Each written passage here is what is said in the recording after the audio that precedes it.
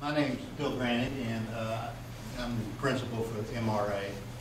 And what I'm going to do on this session here is sort of go through fairly quickly, the key points that I've found out in my 35 years of working with these systems, what to do and what not to do, basically what not to do, because most people don't. Okay. This is sort of a little scorecard that I go into when I look at a company. It's a minimal scorecard, but it's an ability to take a look at a company, how well they're doing or not doing in their ERP system or implementation or use of the ERP. Got something like 5 questions here. First question is the leadership involved and depends on the ERP. If you give it a 10, they are. They're all over the place. They're there once a week, at least once a month, seeing what's going on, and they understand what's going on, and they give you support. If they say, I'll see you in a year, I give that a 1. Second one, experience with implementation. Most times what we see is people that have not had experience with implementation is similar to people that have never swam.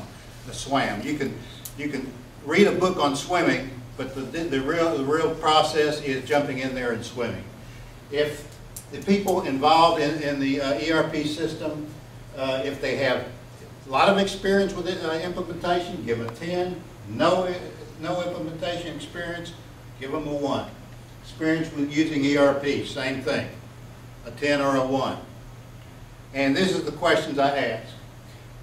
Are you receiving the return on investment on ERP that was expected 1 year after the implementation? I give them at least a year to at least see, work through the problems, work through the changes, work through the effort of doing an ERP. But if after a year it's still just as bad or worse than it was a year before, you give them a 1.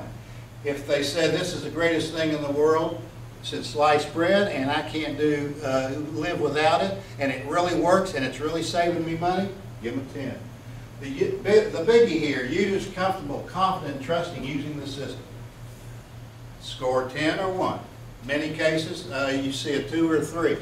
All in all, here's what happens. If the score, you add all those up,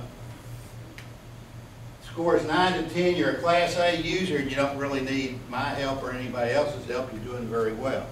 If you score below a 4, you failed the course, and this system is not doing what it should have done, and you're wasting your money with what you're doing.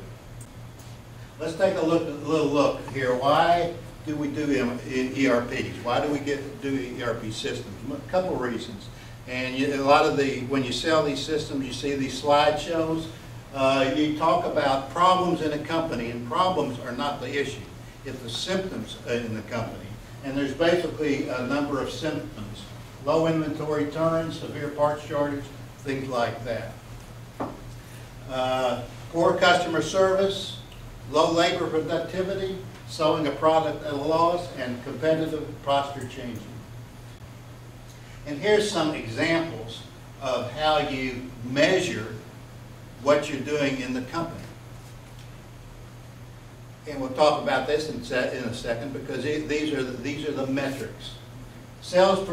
The inventory turns should have been 95%. All these should be return on investment, 95%. On-time completion, 95%. All these should have given you those kind of results when I spend something like $300,000, $400,000, $500,000 for an ERP system.